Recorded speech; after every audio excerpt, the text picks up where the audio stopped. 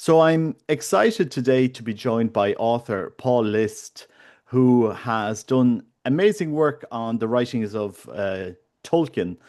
This we've all grown up, or many of us grew up with the Lord of the Rings, and you've written a fascinating book. In fact, as soon as I received it, and I said it to my wife, "Oh, I'm going to be interviewing."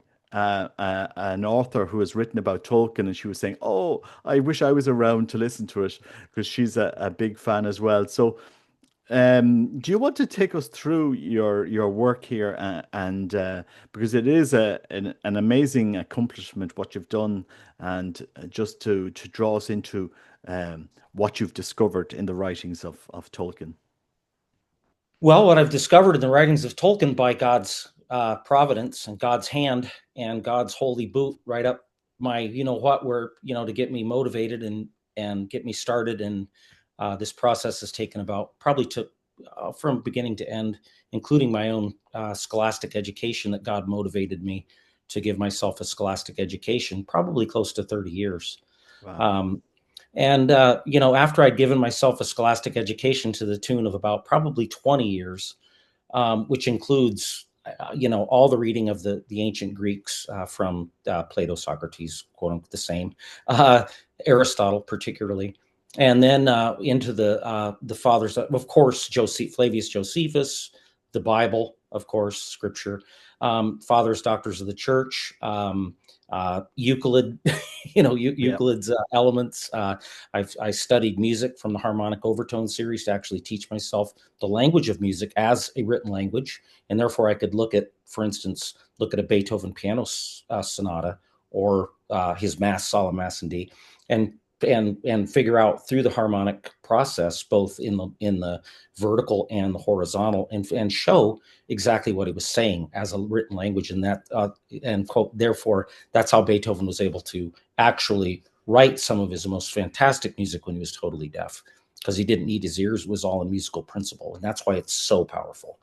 Um, so I gave myself a scholastic education, and scholasticism is at the foundation of Christendom. It's really at the cornerstone of Christian thought, and it was pushed out by Francis Bacon right after the Reformation, and really rejected because it didn't produce anything materially valuable like riches and long life and pleasure and health and all these earthly things, which is in direct competition with what Aristotle said in metaphysics. That's not what philosophy is supposed to give us. Philosophy is above those things.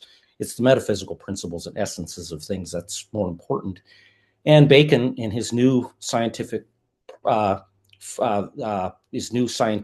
method that we're so steeped in now and brought about the Industrial Revolution, was all about just mathematics and quantity, or quantity mathematics and motion and physics, and they left out metaphysics. They didn't think it was useful, and we've really been steeped in this Cartesian mindset now of all attributes, and eliminated the necessity of essences. And we can see how that's played out in our modern world, where people think they can just mutilate their bodies and become something that they're not. They're always essentially male or female, and they'll always essentially be human, and a machine will always essentially be a machine.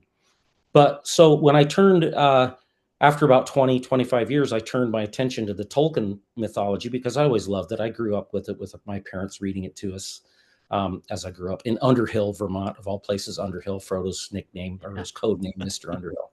Um, and when I opened it up and started reading it again, it hit me like a ton of bricks. That, my gosh, this is a scholastic mythology. This is all about scholasticism in direct conflict with the Enlightenment and the the sophists of the Enlightenment, such as Bacon and Descartes, and from there straight on through to, Locke, Hume, and Kant, and Schopenhauer, and all these guys, and the intellectual adolescents, as I call them, compared to reading Aquinas. And I realized very quickly that, because I've read a lot of the Enlightenment innovators, and they never studied Aquinas. Truly, they never studied Aristotle as an engine of thought, and you can tell in their writing. But Tolkien did. Tolkien was very steeped in the scholastic mindset, in the fundamental philosophy of Christendom, and it deeply, deeply, uh, structurally, formed his mythology. And then above all was his absolute traditional Catholic faith. Mm. Many authors will give lip service to his faith and say, oh, Tolkien was a devout Catholic. And they might go here and there with some ideas as to how they think the Catholic faith comes through in the mythology. And they've done great work, but they've totally missed the boat, because I don't think many Catholic scholars that have looked at Tolkien's work, which I really think aren't that many, but they don't really study scholasticism. They're still steeped in the Enlightenment mindset, and through that lens, you cannot see what Tolkien is actually getting at. And when I did, and particularly when I've read a lot of encyclicals, and I remember about probably 15 or 20 years ago when I read Pope Leo the 13th's Aeterni Patris, it just blew me away. I said, this is Tolkien. This is at the heart of exactly what Tolkien did. This is his response. Tolkien's whole mythology is his response, albeit late, response Mm. to Leo the 13th's Aeterni Patris, where Leo the 13th desperately tried to call the West out of the suicidal mindset and philosophical ideas that we're seeing wreaking havoc all over the Western world. Tried to call the Western mind out of that, call them home and back to the true, essential, life-giving necessity of Aquinas. And I could see that, and that's exactly what Tolkien wrote.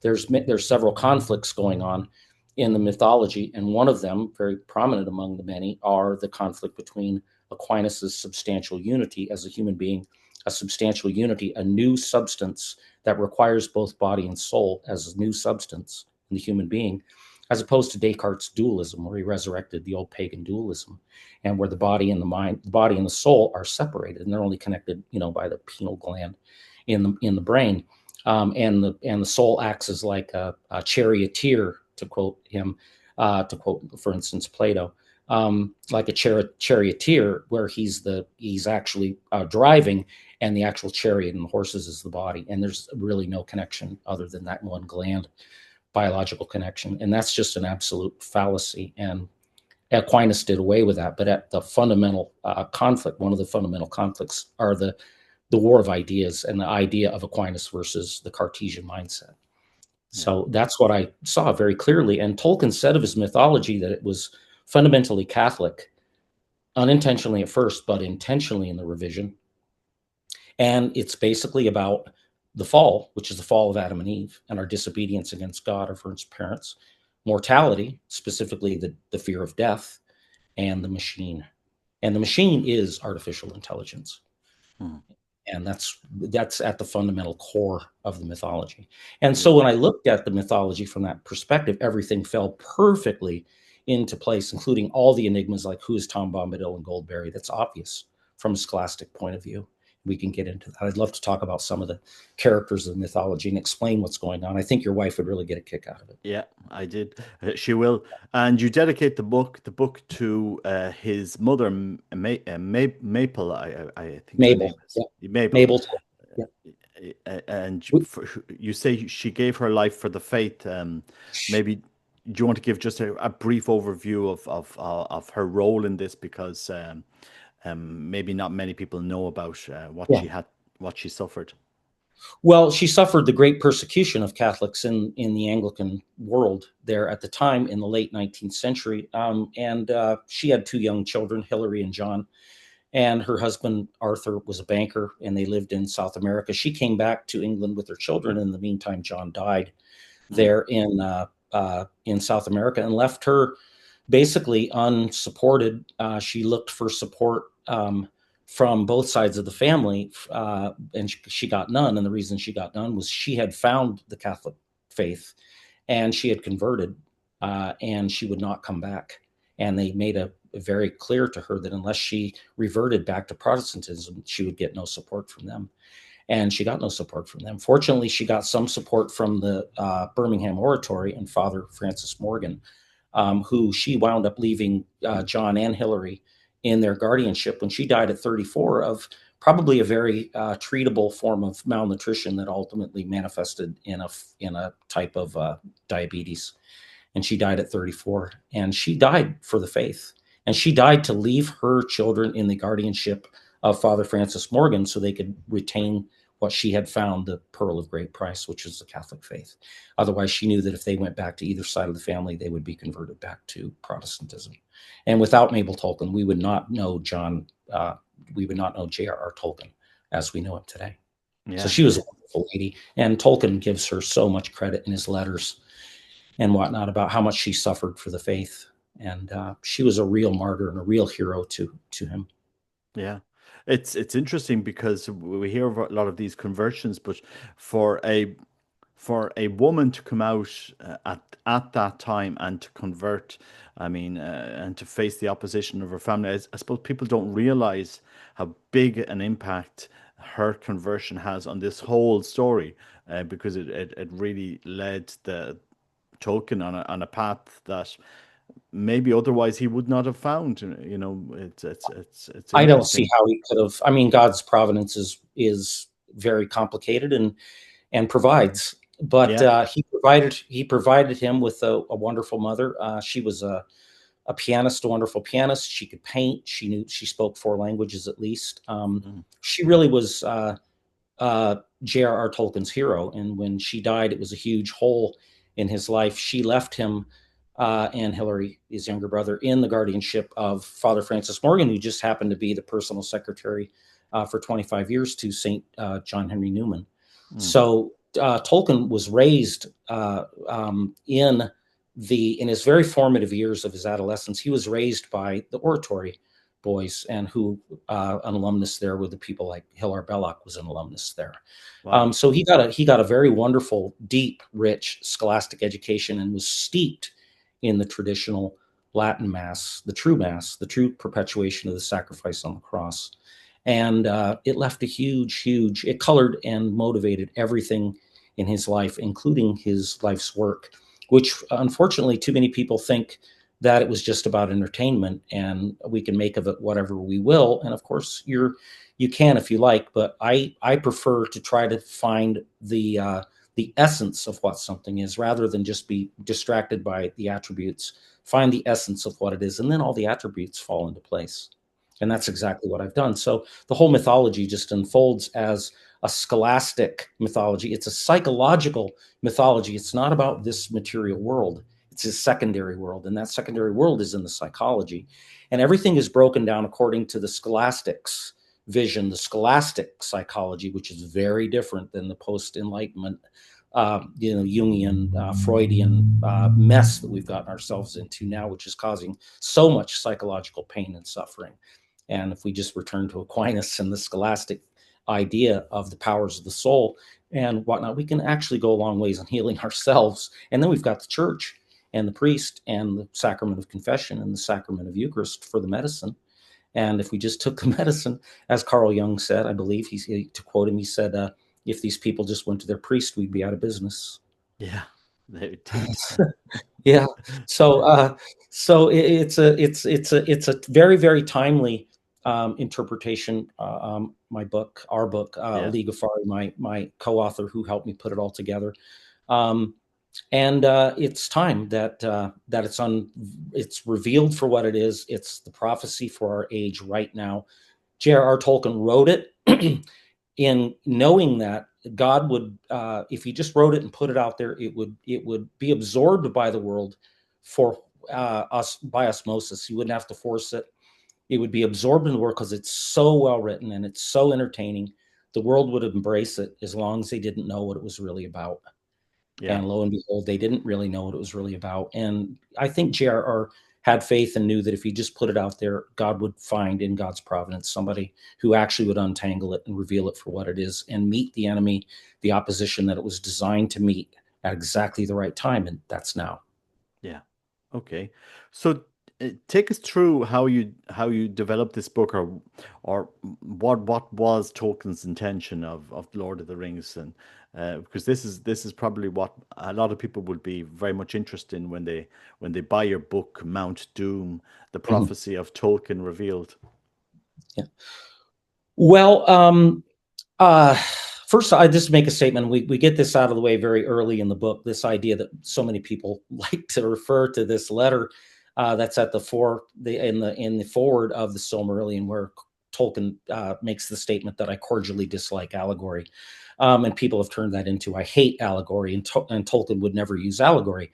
Well, we put that to bed very early in the state, but I think more importantly, um, people don't realize the difference between allegory and typology.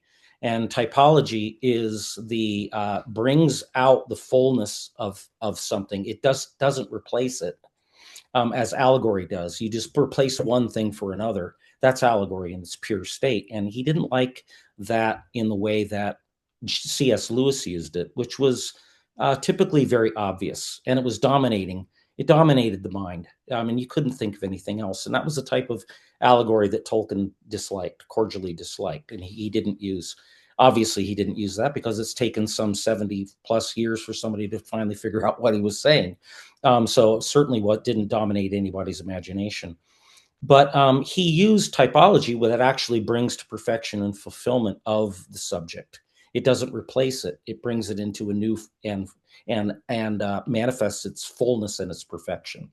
Unfortunately, most people don't understand the difference. So they just think that any reference that something represents something, for instance, the hobbits are the habits, the hobbits are habits. The four hobbits that we know so well are the cardinal virtues, um, and and the wizards are the intellectual virtues, according to Aristotle's Nicomachean Ethics. And that's not allegory.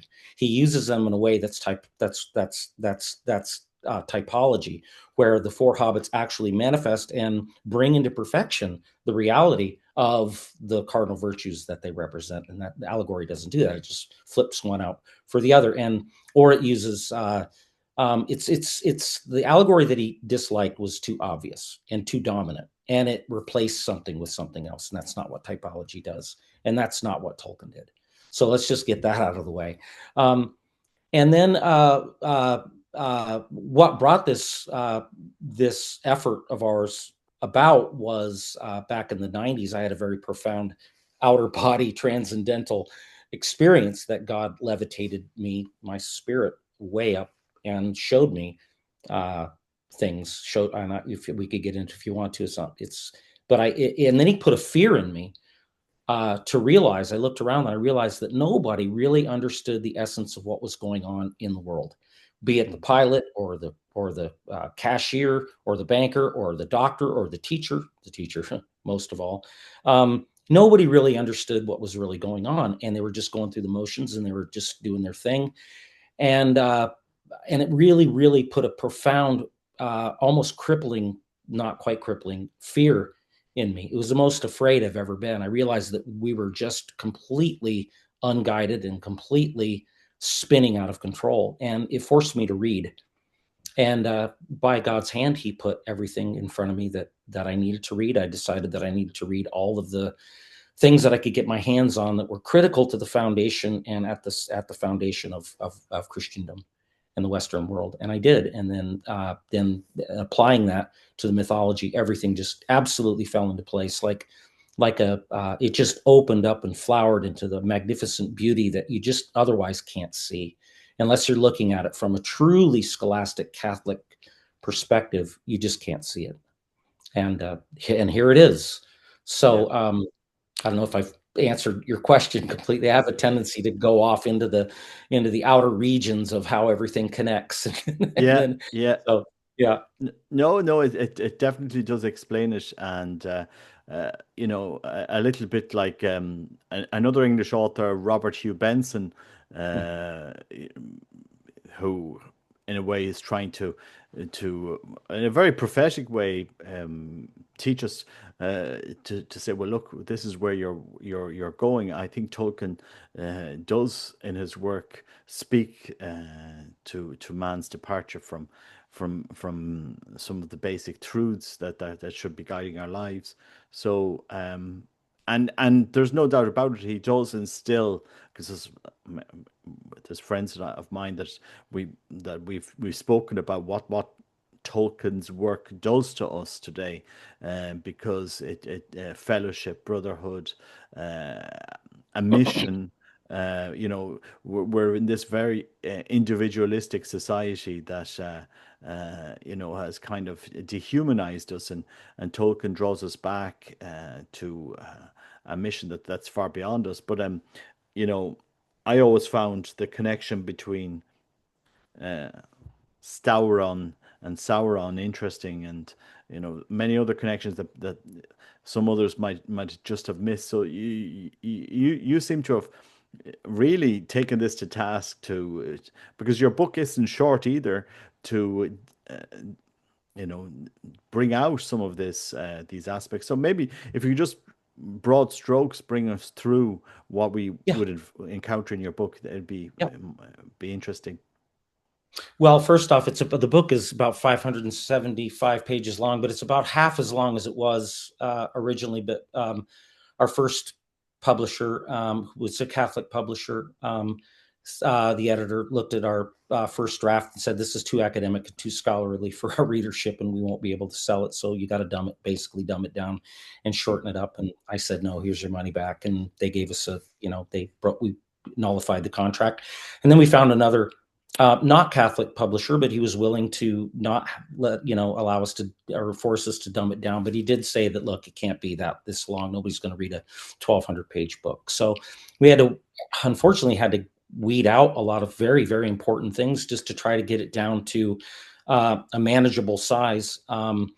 And we tried to publish it in time for the premiere of Amazon's Rings of Power, because we thought maybe it was going to be good, and maybe we could get a little bit of a push and a wave in the repopularization, and that was a mistake. Yeah. But so what actually the book really does, and if I had to paint it with broad strokes,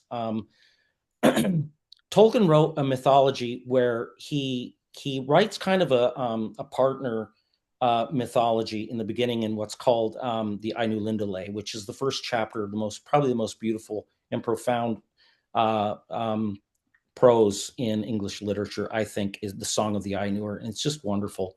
And what he does is he creates a partner to the Genesis story of Adam and Eve, and and the creation of all of creation.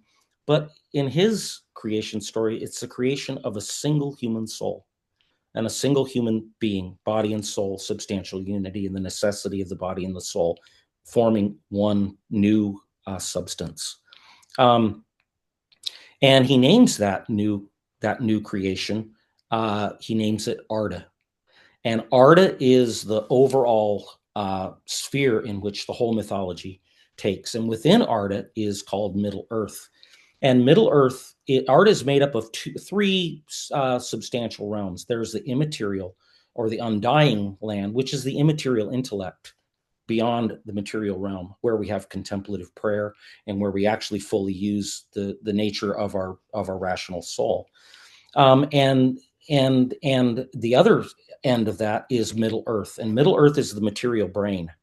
Okay, that's what Middle Earth is, and in between is the sea, and the sea is the realm of the angelic spirit, or the power of the soul, of feeling, of touch, umo. And because we have what connects our feelings, we have feelings both in the immaterial and the material. And what goes on in what people are most familiar with is the realm of Middle Earth, unless you've really also read and understood the other works that are the history to it that he wrote after he published The Lord of the Rings. And then he totally reworked the Silmarillion to fit with what he had actually published.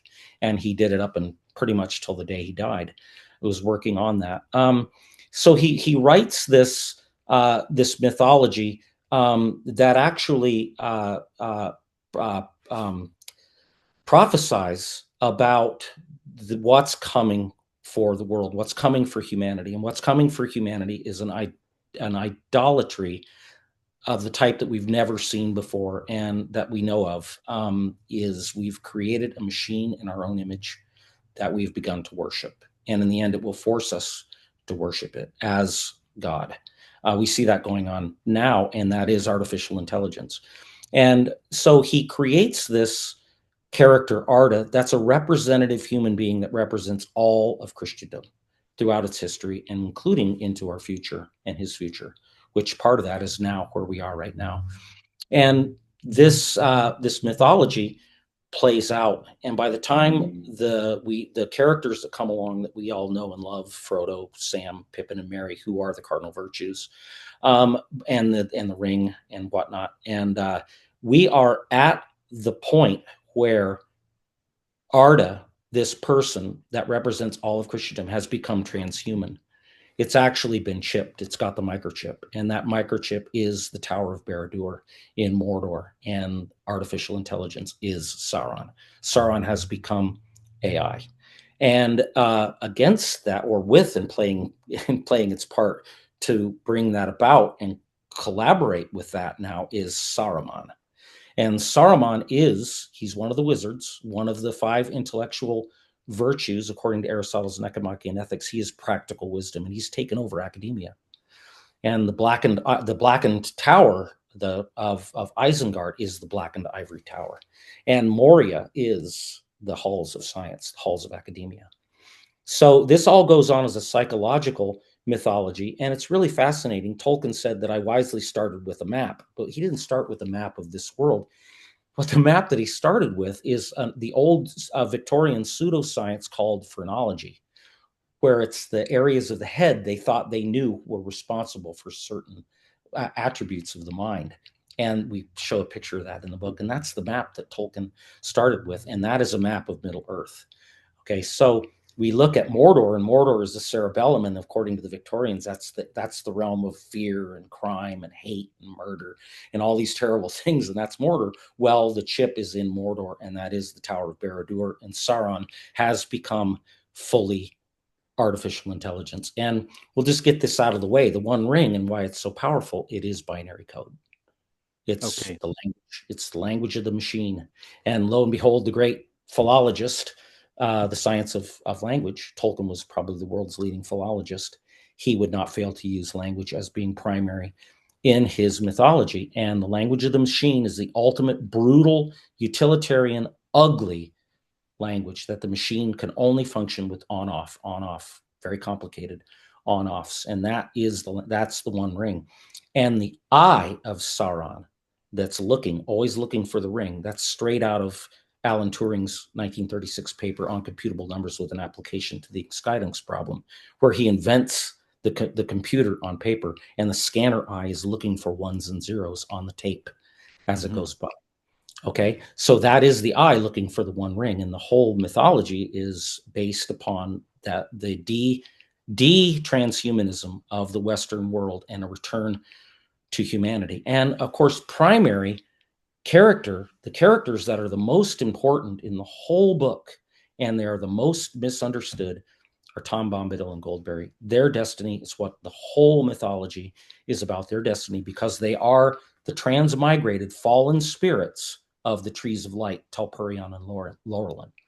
And in the first stage, the trees of light were the highest thing of creation, and they are the rational intellect, which is Goldberry, and the free will, which is Tom. And when they fall to mortal sin, Ungoliant, the nasty, terrible spider, Shelob's mother, kills them because Melkor had brought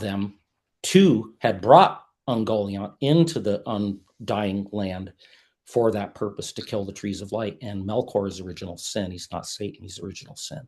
That's why he mars everything and tries to destroy everything. And he brings in Ungoliant, who is mortal sin, and she kills the trees of light, and they fall to him. So Arda falls into mortal sin, and the mind is darkened, and the trees die. But as they die, they give their spirits off in one final silver flower from Telperion, the silver tree, and one golden fruit from Laurelin, and they become the fallen sun, Laurelin, and fallen moon, the light of the free will and the intellect in the sky. But their spirits were actually given new bodies, and those new bodies were made by Aule, who had already made the dwarves. So he had made new. Tolkien doesn't say this in the mythology; that would be too obvious. But it's obvious this is what happened. The Aule who had already made the dwarves, makes Tom's body first. That's why he looks like a dwarf, just slightly bigger. And then he makes a new body for Goldberry, and now she looks more like an elf because Aule, the power of growth, that's who he is, had already had interaction with the elves at that point. So he knew what they were all about. So he made Goldberry in the image of an elf princess. And he gives them, the spirits are contained in there, and they're fallen, though. They're in a state of mortal sin. All of Arda is in a state of mortal sin. So they can't be in the undying holy realm of a man anymore. They have to reside in Middle Earth. And so their destiny, as Tolkien said, the destiny of the trees of light is the whole point, and the whole this whole mythology is about their destiny. Well, the trees of light died very early. They were destroyed very, very early in the mythology. So where'd their spirits go? Their spirits went into Tom Bombadil and Goldberry. So Tom Bombadil and Goldberry are, Tom is the rational will. That's why he can do anything he wants. He's the free will. Goldberry, his wife, which by the way is where she gets her name, Goldberry, the last golden fruit from which she received the spirit from, to transfer the spirit from the golden tree that died to the new body, was a berry. The fruit was a berry. So that's where she gets her name, Goldberry. So she is the rational intellect, which includes the conscience, and he is the rational free will. And they make a decision now that they're transhuman, they've been chipped.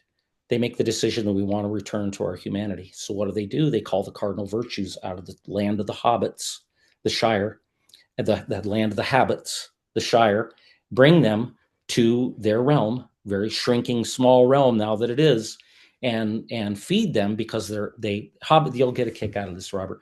Hobbits are always want to eat, Yeah. because they're appetitive virtues, as Aquinas calls them. They're appetitive virtues. So Tolkien gives them great appetites.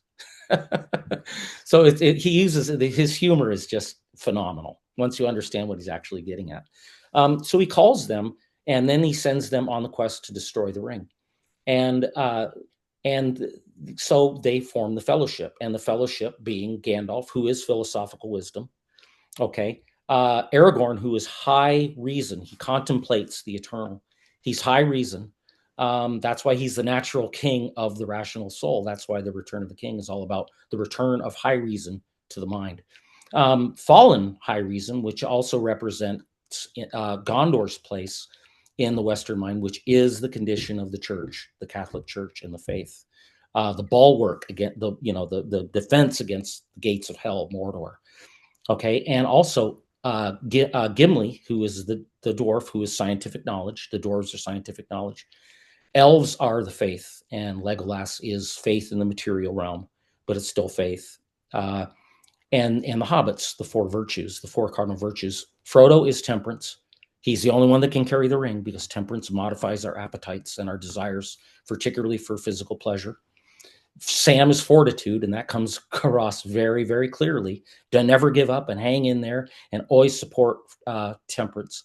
They're the two interior cardinal virtues. The two exterior virtues are Pippin and Merry, who are prudence and justice, and they have to be grown and developed from their service to Frodo and Sam, and they are. And against Frodo is Gollum, and Gollum is intemperance, as Aquinas calls intemperance the lowest of the low, who just cannot be. There's no intemperance, just is the complete inability to master your desires for lust and pleasure. So he wants that ring at all costs, because with that ring, he can slake all of his lusts on the computer through his interaction with the digital realm. And we just go into some of the other characters. The Black Riders, the Nazgul, are the agents of virtual reality. That's why when you put the ring on, you enter their realm. You can see them, and they can see you. You've entered the virtual realm. Okay, so we can get into some of these characters and show exactly what's going on in the whole thing. And Tolkien lays out where we've been, where we are, and where we're headed. And he also gives us everything we need to fight back. And those that we have to cultivate virtue, we have to become saints, and Christendom has to reunite under true Catholicism, not this synodal crap coming out of the Vatican, and certainly nothing any of the 75,000 plus Protestant flavors of the month. We have to come back to the true sacrifice of the Mass. Tolkien makes that very clear.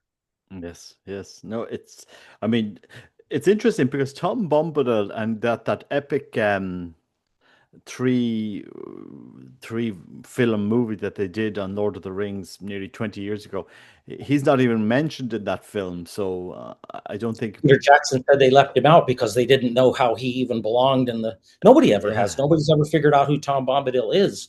There's yeah, been great, of course, speculation for the last 70 plus years since the books, but yeah. nobody's looked at it with a real scholastic education, so they didn't realize that he's the rational free will, and Joel Goldberry, his wife, is the rational intellect, Mm, including the conscience. So, and how everything ties in is just magnificently beautiful, and it's so timely. And the Western world needs this real understanding of what Tolkien really gave us in order to be able to fight back against what's trying to kill us. yeah. Yeah. Your book is prophetic in a way because we have a whole new generation that is coming up now. I mean, I'm looking at my kids, and most of them have never read or never will read a book of this magnitude. You know, Yeah. it would be to try and sit them down and to read it because they're so sucked into a world of scrolling and TikToks and videos, and their attention span is so short, that they would struggle with this. And really, Tolkien is in a strange prophetic way is warning us about this because and you seem to have captured it really well. So it is a kind of a stark warning of the potential enslavement of AI. So, what should Christians do to prepare themselves, or what do you think you see in his writings that we're called to use to prepare ourselves for what we're facing into in the next century? Well, like I said, we have to cultivate the cardinal virtues, and we have to become saints, and we have to return to true Christendom. I think it's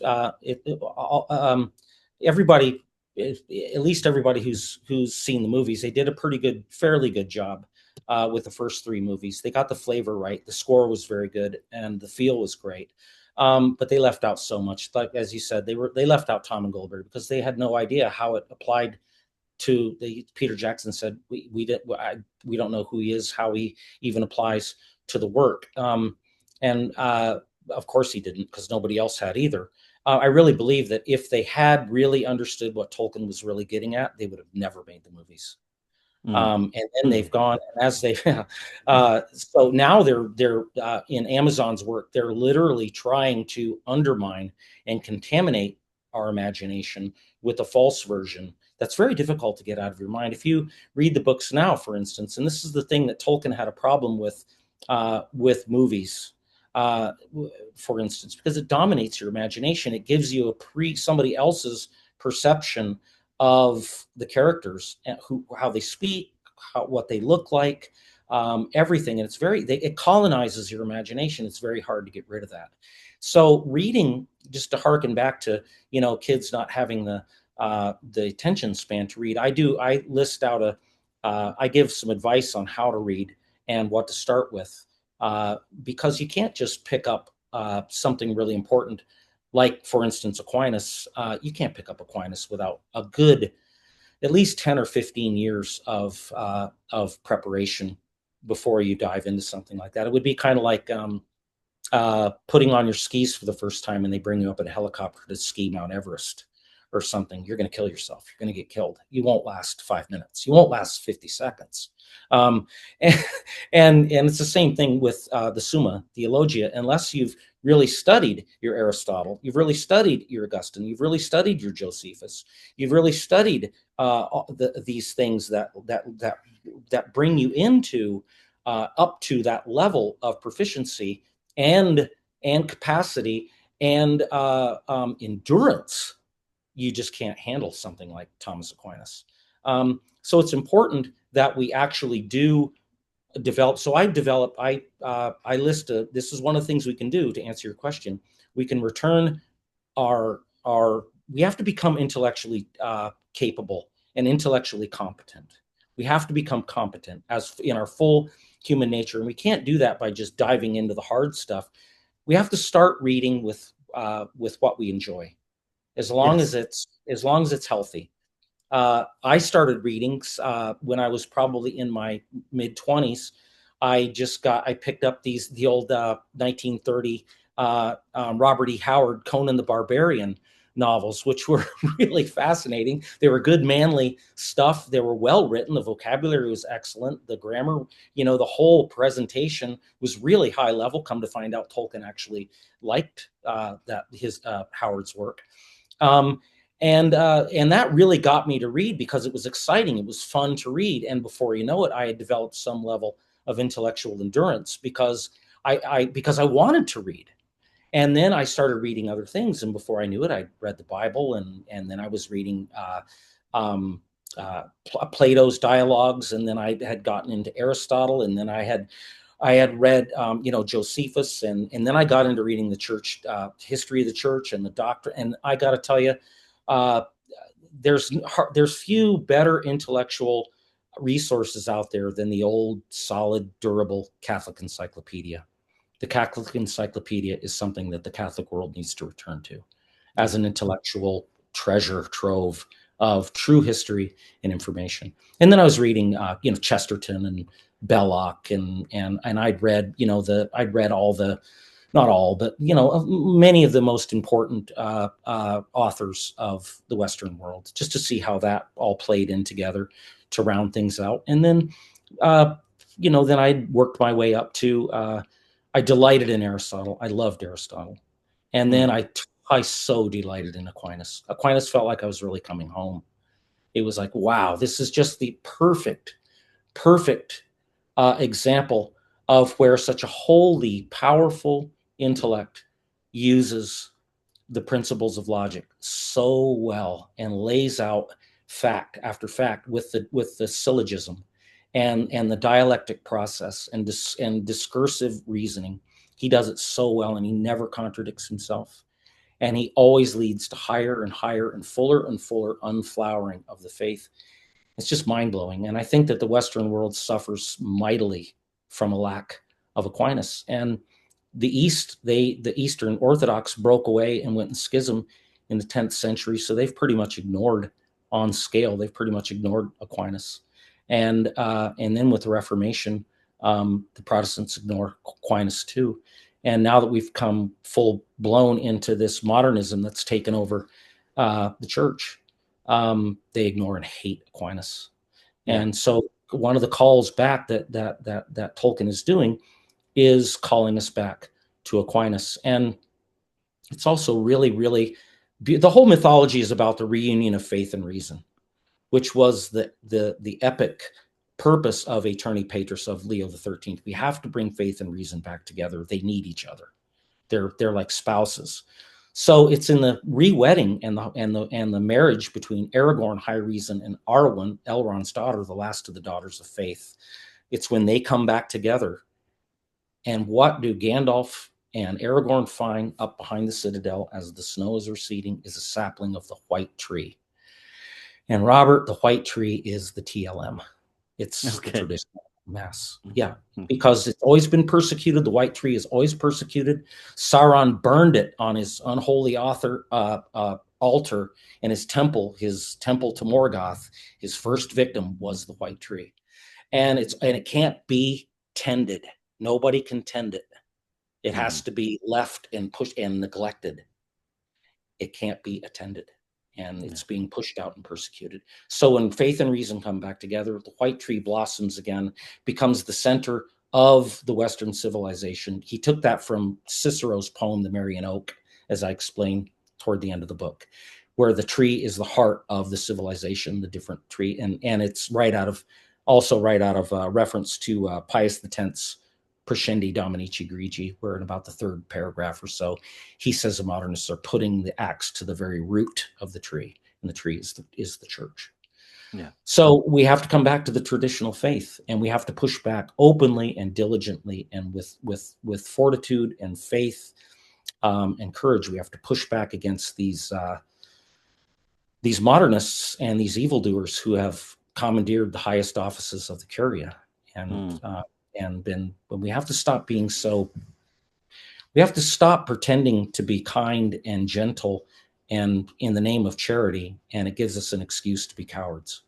Yeah. And we have to be courageous, and we have to push back. I don't care who it is. The last two Yeah. popes, The current pope and the last pope they're heretics. I'm not saying they're not popes, but they may be anti-popes. The pope's job is to preserve the faith, and neither of these guys have done anything to preserve the faith. They've done everything they can within their power to actually transform the faith into something more Protestant, more of the line of the Freemasonry, to really destroy the faith. And that's exactly what they're doing. We have to push back. And the clergy, the faithful clergy, have to remember that they owe obedience first and foremost to Christ. Mm-hmm. First and foremost to Christ is your obedience. And anytime the Pope or your bishop or your superior contradicts Christ, you no longer are obligated to be obedient. Yeah. You're no longer obligated to be obedient when they pull you away from Christ. You have to hang on to Christ. Yeah. It's a disconcerting time in many respects, and I suppose what I see in the church is really the this false theology that we have bound down to, which we filter everything through this new filter for our theological reasoning, and then you look at our synodal process. Well, what's on the agenda of your process? Do you ever speak about the importance of the mystery in the liturgy, what the mass is actually there for?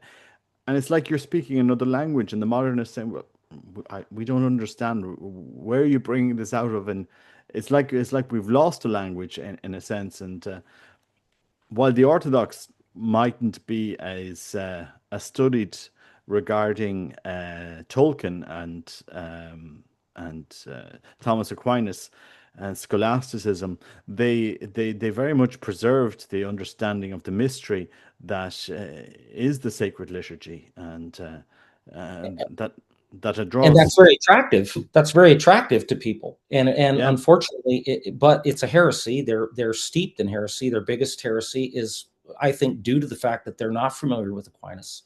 So therefore, they fall into this hierarchy of the Trinity, where the Father is on top, the Son is in the middle, and down low is the Holy Spirit. And they don't realize that these, like a triangle, they completely are Yes. one, and they completely need each other. And they don't understand the necessity of charity as the essence of love. And because they're the transcendentals, and this is, people are so miseducated, it's crazy. And Yeah. most people are so educated in the modern system that's been so infected with the errors of the Enlightenment that it is a different language. It's a totally different language. So, for instance, the filioque, the Orthodox have this problem with this whole idea of the proceeding of the Holy Spirit from the Father and the Son. And what they haven't put together is the fact that transcendentals, people like to say, oh, it's truth, beauty, and goodness. Well, it's not beauty. It's truth, goodness, and unity. Those are the transcendentals, okay? Beauty comes later, and I can explain how that happens. It's very high, but it's not a transcendental. The transcendentals are the essence of the Trinity, too. So we've got goodness, and ultimate goodness is the Father. We've got truth, and the ultimate truth is the Son. And the unity is the living love between the Father and the Son. So it has to proceed. It proceeds. It's the relationship between the Father and the Son. That is the Holy Spirit. That is the essence of love.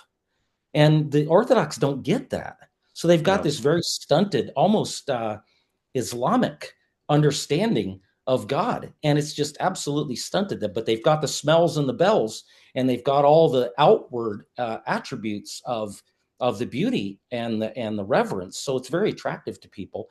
And then what does the West have to offer against that? Are guitar masses and drums and bongos and everything else. And people are repelled by that. But what we actually do have is the truth.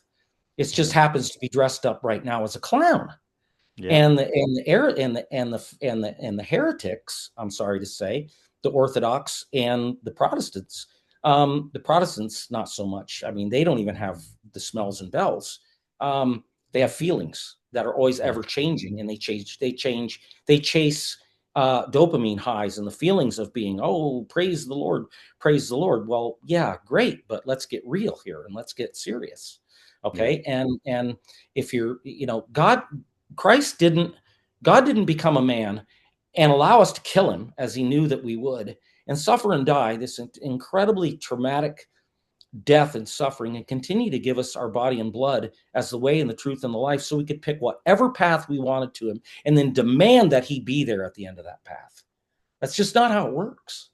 Yeah. Okay. Yeah. And if you want to find Christ and you want to be with him forever, you have to step on the path and stay on the path that he instituted, not what whoever Henry or Martin Luther or Calvin or Fox or Zwingli or any of these other people and all their other offshoots. You can't step on one of those paths because it feels right to you and then think that you're going to find Jesus at the end for eternity. I'm just going to be very frank. You're not going to find Jesus at the end of that path that you're on. Yeah. So we have to step onto the path that Christ instituted, and we have to return to the traditional faith, the true faith, the faith of our fathers. We have to, or we're doomed. Yeah. Artificial Yeah. intelligence is going to eat us alive. We've created our own chastisement, and that is AI. Yeah. It really is. I mean, and I'm every day I'm more, I'm it's a juggernaut. It's a mammoth that I don't think humanity fully understands what is coming down their tracks with what Not we at all. have. Yeah, we're feeding the furnace. We're chucking all of our energy and our finances into this. The leading company in the world, the most valued company in the world is at the forefront of AI. I mean, AI is everything in the business world at this moment in time Yep. because it's as somebody that works in business, I see this. It it drives our decisions. It drives how we think. It drives how we act, how we interact. It It all. misinforms us. It misinforms us, and it misinforms us, and it malforms us. And we really have to understand that in the name of convenience, we're outsourcing our competency as human beings, Yeah, and we're giving up our faith. We're giving up our our natural perfected end for our end. We're giving it up in turn for the earthly end.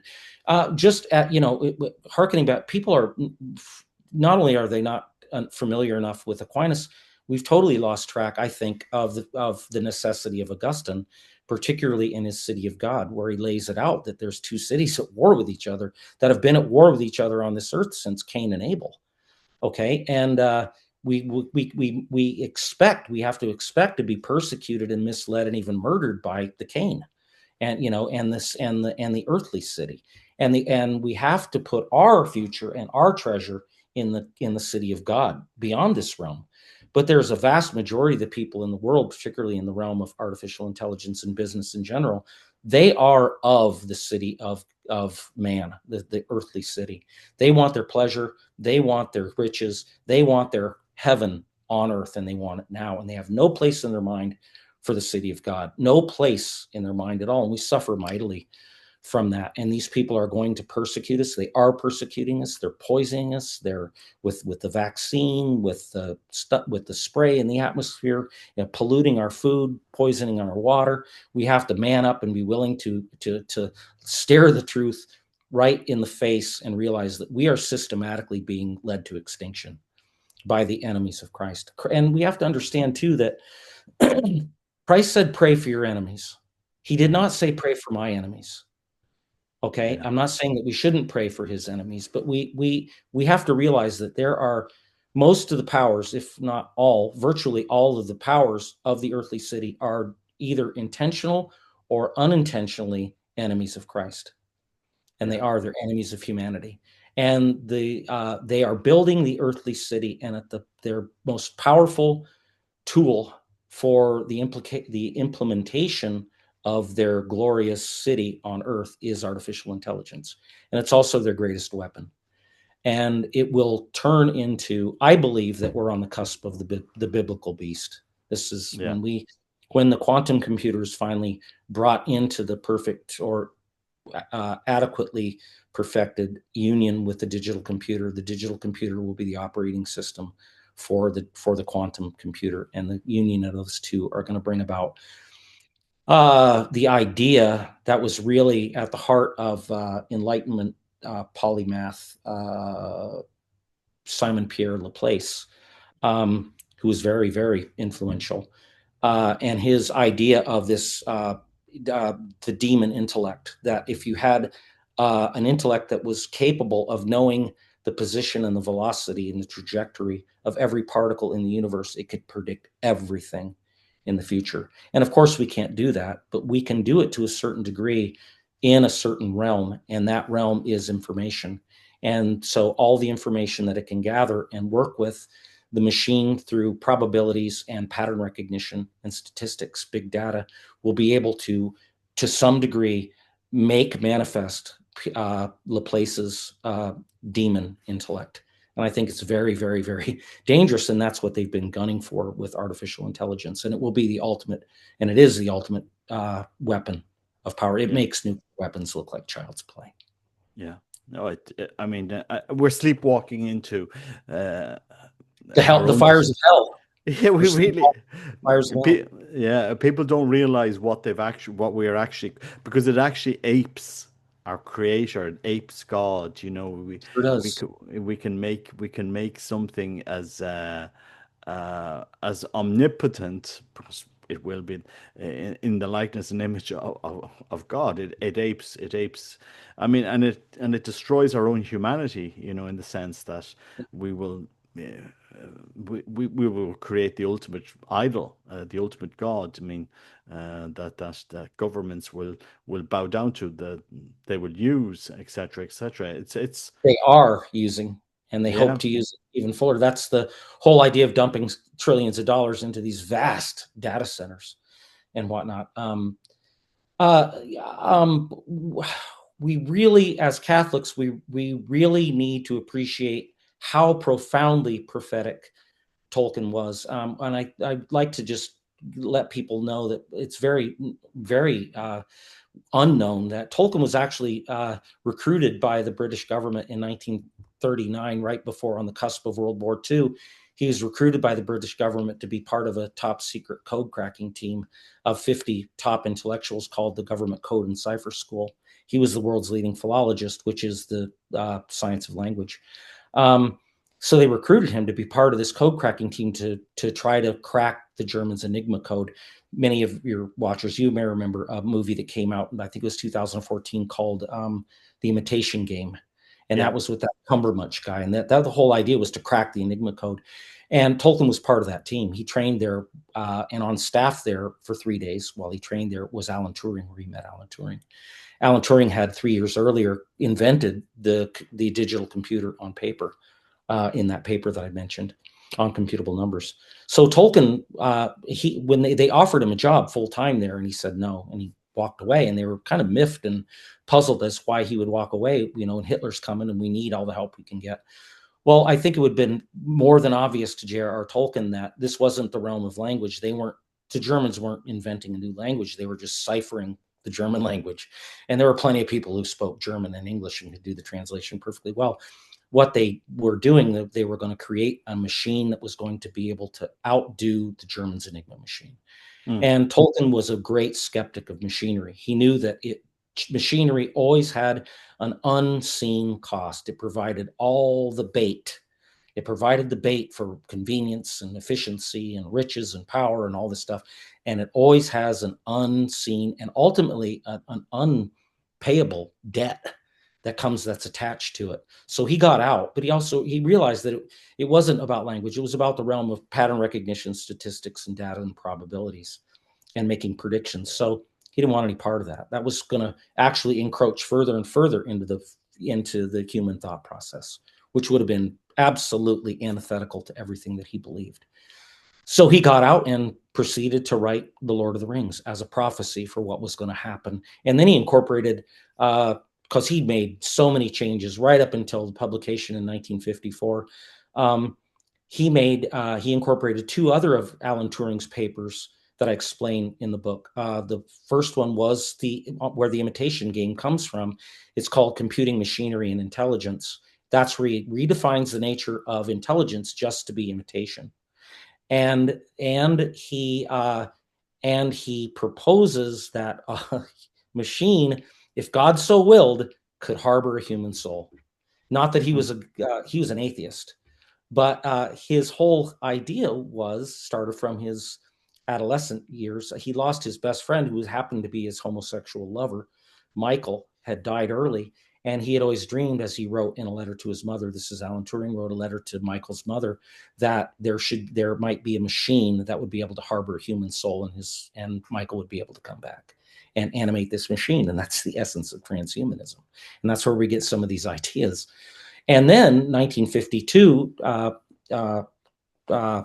Turing publishes another very powerful paper, kind of an esoteric paper, and because it's so technical and seemingly esoteric, but it's called on the chemical basis of morphogenesis, where Turing actually lays out the mathematics of spherical harmonics, but he uses two-dimensional in a ring of cells, and he works out the mathematics of the morphogens and how they would actually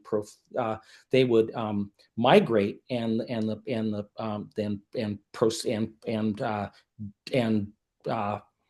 proceed from cell to cell mathematically, and the rate and the frequency, how that would work according to harmonics. And lo and behold, modern computer science are using Turing's mathematics for the machine to develop its own neural network, its own synthetic brain. And so Tolkien uses many of the items from these three really powerful papers: 1936 on computable numbers, 1950 computing machinery and intelligence, in 1952 the chemical basis of morphogenesis. He incorporates those into his mythology, and he gives the elements there. He gives them typology. He gives them character, and they actually play out. A good example, for instance, of how he uses, for instance, the chemical basis of morphogenesis is outside the walls of Moria, and outside the walls of Moria, where Boromir picks up a stone and throws it into this black soup, this dead soup that's manifested itself out. The movie shows that Pippin does it, but Pippin doesn't do it. It's actually Boromir does it. And that substance is right out of the chemical basis of morphogenesis, where Turing describes a homogeneous substance in an unstable state of equilibrium with just the right disturbance. We can predict the shape. We can predict what's going to happen to it and its manifestation by the morphogens that actually form in the mathematical constancy of the harmonic overtone series. So the Hydra that comes out, this octopus thing that comes out and grabs for the ring, that didn't live in that water. That manifested as a product of morphogenesis right when the waves hit the water. The rings hit the edge of the pond, and that's right out of the Hydra, is right out of the paper, chemical basis of morphogenesis. That's right in the preamble, and it's also down in the body of the work, because according to the mathematics of the morphogens, you could actually cut a Hydra and then mathematically predict and show where the new tentacles are going to grow. So this is just an example of how Tolkien used these scientific papers to fully bring in these powerful ideas. He brings them into the mythology, and it's fascinating. He does it with all Turing. Turing is also represented in the mythology in the character Turin. Yes. Yes. Okay, all he does is he just slangs the name. Instead of like, you're turning around, I'm turning around. He just slangs the name and leaves the G off and makes Turing. And Turin, when you read Turin, he's the Doom master of Doom, mastered by Doom. He winds up representing the life more or less in the realm of Alan Turing, including he doesn't have a homosexual relationship, but he has an ancestral relationship with his sister, not knowing that it's his sister. And their child that's born out is the knowledge of of morphogenesis and the mathematics of morphogenesis. And that's one of the things that Sauron actually uses for his body. As I explain in my book, likely what Sauron does is he's building himself this new guise, which he has to build because he lost his bodily form in the fall of Numenor. But so he has to construct for himself a new guise. In his guise, what he uses for a body is that child, that ancestral child from Turin, which is the knowledge and the mathematics of morphogenesis. So Tolkien was brilliant, and he absolutely saw how these things would play out, and he constructed a mythology that is infinitely more beautiful, infinitely more powerful, and infinitely more important than any Tolkien scholar has ever realized before. And I'm not saying that because I'm bragging. I'm just saying that God forced me to do this. He picks the most unlikely, self-educated, bum, to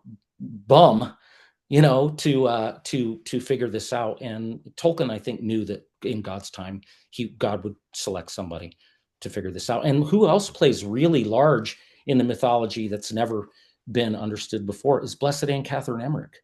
Her Really? visions, oh, absolutely. Absolutely. And I had to leave all of that out. There wasn't room for it. But I'm thinking about actually writing a sequel to the book where I bring in all of the uses of Blessed Anne Catherine Emmerich, and from her life and from her visions. So many instances. For instance, just some of the low hanging fruit. Luthien is the heart of the whole mythology. Luthien is faith. She's absolute, the essence and the highest of faith. And her spouse is Baron, and he's the absolute essence of reason. And that wedding, when they found each other, they could not be separated. Even in death, they came back together. Okay. And that was the essence, is Luthien and Baron, of the whole mythology. That's at the heart of the whole mythology, and the heart of the Western world is the union of faith and reason. And that's why the whole point of the mythology is for the heirs of Baron and Luthien, which are Aragorn. He's a descendant of Luthien and Baron. And on the other side of the family is this descendant of Baron and Luthien, through the elves, because they're the two brothers Elrond and Elros. One became a man, they were the halflings, or the half elven. One decided to be a man, one decided to be an elf. That was Elrond. He was the high king, the first high king of Numenor, and their ancestors finally come back together in Baron and Luthien, in Aragorn and Arwen. So the whole mythology is about the coming back and the reunion and rewedding of faith and reason. And then what they find and what is replanted in the citadel in the heart of the church is the traditional Latin Mass. Mm-hmm. No, it's interesting that Tolkien would have read Aunt Catherine Emmerich. I find that. Is there any evidence to support that? I want to get to that, but I want to come back because I didn't make my point. My whole point was that to this, Blessed Anne Luthien is in the image of Blessed Anne Catherine as a child. Oh, okay, okay. including even the birds perching on her shoulder and on her head and whatnot. Blessed Anne Catherine would have birds perching on her all the time, and she had a wonderful relationship with birds. And then Blessed Anne Catherine, as an adult, is actually Luthien's mother, the Maya Melian, who could actually read minds and read hearts, just as Blessed Anne Catherine Emmerich could read, literally understood what you were thinking. You didn't have to say a word. And she could see your heart. She could see what you were about. She also had a profound gift for relics and what the relics were and who they tried to trick her all the time, and they couldn't trick her. She was the real deal. And I really think that we need to return. The Catholic Church really needs to return to Augustine, Aquinas, and Blessed Anne Catherine Emmerich. And John Paul II may have not been the perfect pope, but at least he did something in his old age that I think that was really, really, really wonderful. He beatified Blessed Anne Catherine Emmerich. And there's no way that she would have been beatified. There's no way that she'll be canonized as long as the modernists are in power, because she knew, she saw them coming. She predicted everything, and they hate her. They hate her with the passion. So go ahead and rein me back in, because I get lost here, off on another tangent. I know there's there's really loads of tangents. Yeah. Yeah. yeah. No, I'm very much aware of Anne Catherine Emmerich because Yeah. I studied a lot of her writings Yeah, because me I too. She's one of my dear friends yeah, in the yeah, in the in the in the hierarchy of the faith in the yeah, Church yeah. Victorians. I'm not Yeah, a big fan of Brentano, but I do admire Anne Catherine yeah, Emmerich. yeah. But I suppose that's another story for another day. It is, and I would like to say too about Brentano. I think that the modernists too, though, have also found a weakness. They think a perceived weakness in him as a poet, and I think that they use him as an indirect means of undermining the credibility of Blessed Anne Catherine Emmerich, and Mm, I think that that's divisive and it's intentional. And so I don't think that God would allow an over perversion or distortion of Blessed Anne Catherine's words. She was mm. so I mean, she had the full Monty of the stigmata. She had the Yeah, hands and the feet, the side, and the crown of thorns. And she had, Robert, she had two crosses over her heart where Christ and Mary's heart were pierced. yeah, And so I say to these evildoers in the hierarchy and Fernandez and company that are trying to undo the proper place of Mary in the hierarchy of the incarnation, shame on you. yeah. Shame on you. And Blessed Anne Catherine's double cross over her heart is confirmation enough that Mary is the true co-redemptress. Yeah, yeah, amazing. No, I fully agree. But getting back to your book here, I just have, Yeah, I mean, you've been called, so you've been called now Tolkien's code cracker, um, yeah, and that was Glenn, so Glenn Beck. Glenn Beck called me the code cracker. He was yes, blown yes, away. He kept me on for almost an hour. I was only supposed to be there for 15 minutes. He was blown away, and he said, "I think you're absolutely right. I think you yeah, figured it out. This is it." yeah. Yeah. I mean, and what you'll probably do now is to shine a light back on Tolkien's works, so that people will start to rediscover them. I think we've lost a treasure. The movies are interesting, but they don't do the book justice. I mean, anybody that's They're read the deceptive. You know what they are? They're a very good example of a heresy. Because mm, a heresy, the more dangerous the heresy is the more truth it has in it. yeah, Okay, and I will say that, and the side partnership to that is how much I believe more dangerous that Leo the 14th is, even than Francis, because Leo the 14th is far less um, outwardly repulsive and vindictive. He's a lot easier to like, and therefore he's much more dangerous because yeah, he's every bit the modernist that Bergoglio was. yeah. Sadly, I think if you say that, you'd be said, "Oh, a cruel Catholic." But I think we have to understand where we are in the world and in the church, and I mean, um, I mean, once you destroy our leaders, you destroy the flock. Ideas are Absolutely. very powerful, and Well, he's leading people right straight into the earthly city. They're leading people. The modernists are leading people right in. They're leading them. They're leading souls to hell. And yeah, I think that if you're woefully uncatechized, which probably speaks for 95% of the Catholic world, because our catechism is just dreadful, has been for 60 years.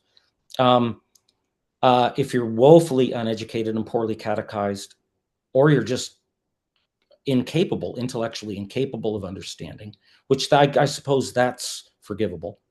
Um, to a degree, it's forgivable if you're just woefully uncatechized. But if you're the cowardliness it takes courage to stand up to these monsters, and we have to stop pretending like in the name of charity that we're being nice and we're being kind, and all we're doing is we're just allowing them to devour more souls and throw more and more souls into the fires of hell. yeah, And we got to stand up and say, no, enough is enough. You're not going to throw any more souls into the fires of hell under the guise of being the leader of the Catholic Church. yeah, yeah, And you're not the leader of the Catholic Church. You're the leader of the new synodal church. And that's not the Catholic Church. Excommunicate me from your stupid like Vigano. I take it as a badge of honor. No, you're right. I was never a part of your church. You can't throw me out. That's my opinion. You can't throw me out of your church. I'm not in your church. yeah, And I'm not a heretic and I'm not a schismatic. I am sticking to the faith of our fathers. I am sticking to the faith of the apostles, handed down and protected and honored through how many 263 maybe popes, or 262 before these two come along, and I'm not part of your new synodal democratic earthly city. I want nothing to do with it. All of our institutions of any import and power in the world they've been commandeered.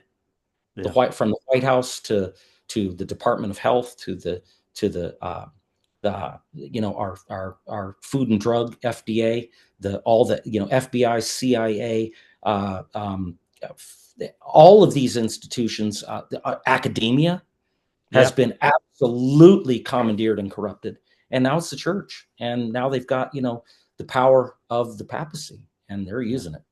Yeah. They're Yeah. not using it to promote the faith. They're using it to undermine the faith. Yeah. And I think it takes Catholics. We just need to see things clearly again to understand that we're not going on the roads that Christ set out for His church at this moment in time. We are allowing confusion to reign, heresy to reign, and and not to go off in too much of a tangent here, but at some stage people need to realize, hold on guys, where are we going, where are we leading people to? Yeah. Yeah. And Well, the reason that I bring up so much about the current state of the church is because the church was so important to J.R.R. Tolkien. Tolkien. Yeah. And if we look into Tolkien's mythology, toward the end, before the destruction of the ring, Gondor was completely under siege, and it didn't even have the true king. It had a steward, and it had two stewards. Okay, Denethor, his father, was a steward too, so it hadn't had the rightful king at its head now for a while. So and Mordor is, and the gates of hell are unleashed against it, and it begins to fall.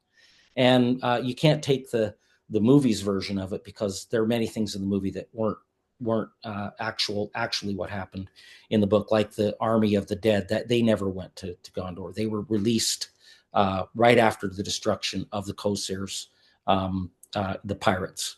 Um, but the condition of the church in the Western world, the old saying, "As the church goes, so goes the world," is Yeah. so true.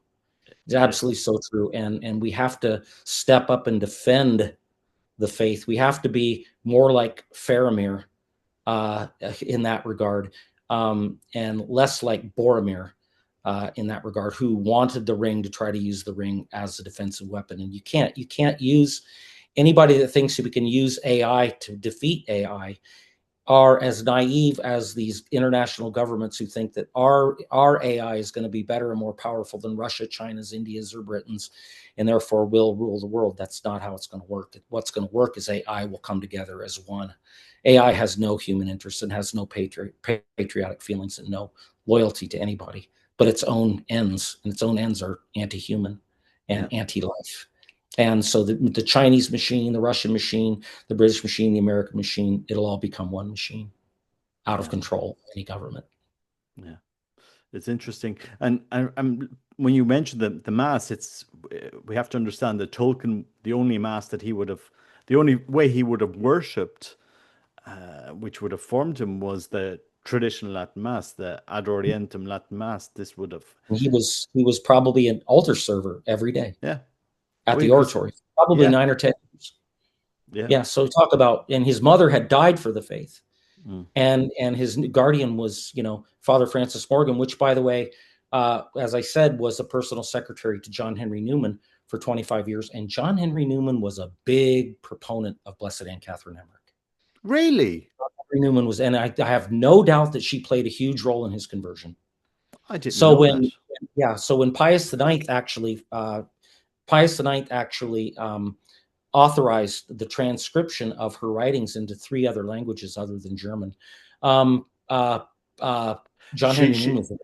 she never wrote anything because she was No, illiterate, so we've I no meant, I meant, yeah, yeah, yeah, yeah. Well, there were 2 authors. There was that wrote on her. There was Bertano, who yeah, was more involved in the life of Blessed Anne Catherine Emmerich and biblical visions, the 4 volume that yeah, Tan, for instance, puts out, which they did a wonderful job with. And then the 2 white paperbacks, which is Father Schmorker. I can't remember how to pronounce his name, but those two books, the two paperback books, and her 4-volume visions are critical. But translating those works into 3 other languages, which I think was Italian, French, and maybe it was Spanish. I don't think it was English for some reason. But Pius IX authorized them and promoted them, and they were responsible for hundreds of thousands of conversions. And I have no doubt that they actually helped fortify um, uh, Mabel Tolkien's faith, because I have no doubt that in John Henry Newman's personal library, maybe not in his library, which I would love to see. It's been taped off and sealed off since the day he died at the oratory. And I've tried to get a hold of the oratory, and they never returned my emails. So, but I have no doubt, because Hillary and John and Mabel lived in Cardinal John Henry Newman's cottage with his grave right outside the door. So I have no doubt that at least in the cottage itself were probably the smaller form works of Blessed Anne Catherine Emmerich, where they were the best sellers all over. They outsold Goethe and all of the great poets. She was so influential. For instance, Gimli, when Gimli asks Galadriel, which I could get into who Galadriel is so wonderful, what she actually represents. Gimli, our scientific knowledge, asks Galadriel for one golden hair of her head, and Galadriel gives him 3. But she asks him, "What will you do with it?" He said, "I would encase it in imperishable amethyst, and it will become an heirloom to my family." And that's right out of, it's in a footnote of the 3-volume or the 2-volume paperback books of Blessed Anne Catherine identifying the amulet, the diamond amulet with 3 hairs from the Blessed Virgin Mary in it. And that's Tolkien uses that. And then what Gimli does with it, I surmise and fill it out. This isn't, Tolkien doesn't say this, but I figured it out. What Gimli would have done with that, he would have taken the Noglarim, which was the great necklace of the dwarves, which had once been reworked to hold the Silmaril, but the Silmaril was taken out of it. Now it's on the brow of Eärendil, up in the north as the North Star. Gimli would have received the Noglarim from Ulmo, the spirit of the sea. He would have put that amulet, that great heirloom that with Galadriel's hairs in it, where the Silmaril was, and that those hairs had the light of the Silmaril in it, it had been absorbed from, and that would have ultimately brought the dwarves the way in to the Undying Land. So Gimli would have been able to go into the Undying Land with the elves and with the heirs of Aragorn and Erwin. Now they're being half elvens. Now they had the power after death to go into the Undying Land, or to just go directly to the Undying Land. So I don't want to give away too much. It's in the book, but it's all about the returning of Arda, the reversion of Arda, this person that Tolkien creates with the whole mythology goes on. It's about the returning and the reversion, having been raised Catholic in the faith, and then fallen into dualism and the errors of the Enlightenment, and then after becoming transhuman, and then resisting and getting the chip out and turning away and destroying the language of the ring, returning to the Catholic faith. And ultimately, Tom Bombadil and Goldberry would ultimately take back the Silmaril, which had the light of their light in it, the light of the trees.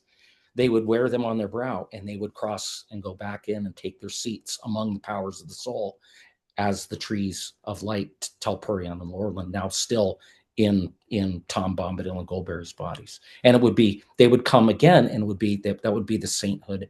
That would be the reversion of Arda and become a saint. Yeah, amazing. Well, Yeah. as I said at the beginning, your book is very extensive. and it's definitely going to be a fascinating read. And you have a wealth of knowledge, so we definitely want to have more.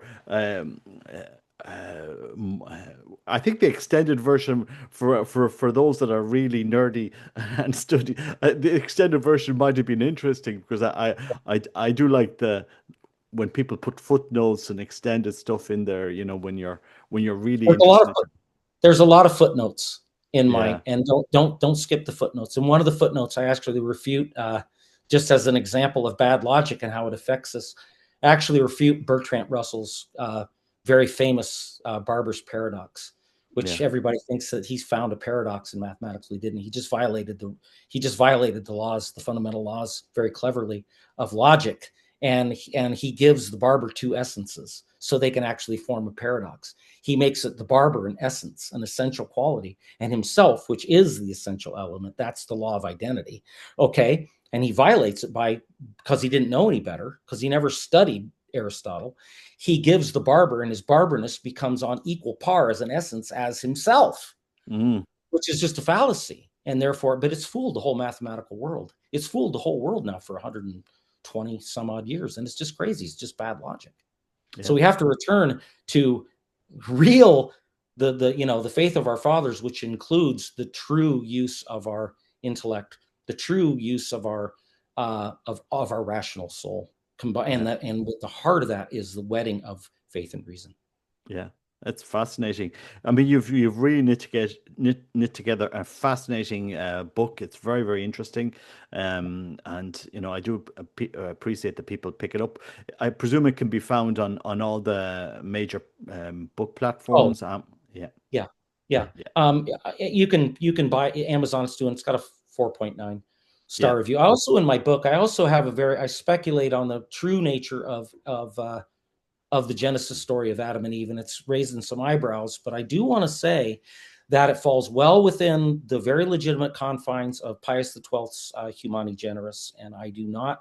I put together the archaeological and anthropological evidence that we can't refute, and I put together that with the biblical timeline, and I make evolution completely irrelevant. Doesn't matter if it ever happened; it happened a long. It has no part. I make the reality of Adam and Eve as real human beings, and I do away with this awful uh, thought process that makes incest necessary. And I would like to say that I know that Augustine, by necessity, thought that incest must have been the only way that they procreated, because they had no other anthropology or anything else. Aquinas was very, very wise in not diving into that. He didn't yeah, make any judgment like that. And all I put together all the pieces, and people are like, this is the only thing I've ever seen that makes any sense about, yeah, putting this all together. So, and I think people need to really consider that too. I point out this is all part of when I explain the nature of original sin, which is yeah, Melkor's yeah, original sin, yeah. Sauron's boss. Yeah. Yeah. Okay, and you've a website, readmountdoom.com, I Yeah. presume. Yep. Yeah. So And I'll if you put it. buy a book, there, that includes the price includes shipping anywhere to continental USA, and I'll sign the book and put it in the mail. Or you can buy it on Amazon. Amazon makes all the money though. There, I don't make any money. I make about $1.50 on a $35 book. I make like $1.50. Yeah, no, I, But I'd say I'd say go to your website and get the signed yeah, copy. yeah. Yeah. I got slammed after Glenn Beck, and it took me a whole weekend to fill all the orders. So, it was a little crazy. So you got to be careful what you wish for. Uh, So, yeah, yeah. And I just like to say I really appreciate being on your show, because I am a subscriber to, and oh, I do thank you. watch. I really appreciate, Robert, your work that you're doing, Uh, and you provide a great service and a lot of clarity thank for you very much. yeah, and Yeah. thank you for having me on your show. And I'd love to come back No, anytime absolutely. you want me. Yeah. Yeah. Well, But we I need to get def this message out to the Catholic world. We got J.R.R. Tolkien on our side to show up at the last minute, like Aragorn, which is Anduin, the Flame of the West, his sword. And I explain what that is in the yeah, book. And we have J.R.R. Tolkien on our side. And the modernists and destroyers that have commandeered our church are going to have their hands full when they have to contend with the following and the fans and the reality of what J.R.R. Tolkien actually gave us. absolutely. I mean, you've opened up my mind. I didn't know. a lot of the stuff that you mentioned today, sadly I wasn't aware of, especially all of the connections, and to Newman and so forth. So it's been a real education for me, to interview on your book. So I definitely want to get you back, and once I read more about this, and Yeah.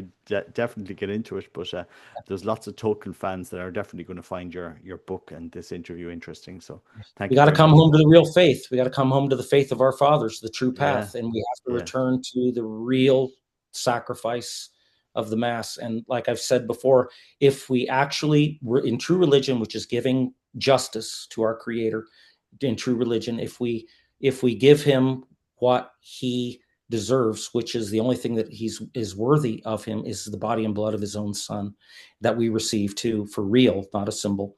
And we continue and we bring it back to the traditional and we give God his just deserts, we can expect the blessings.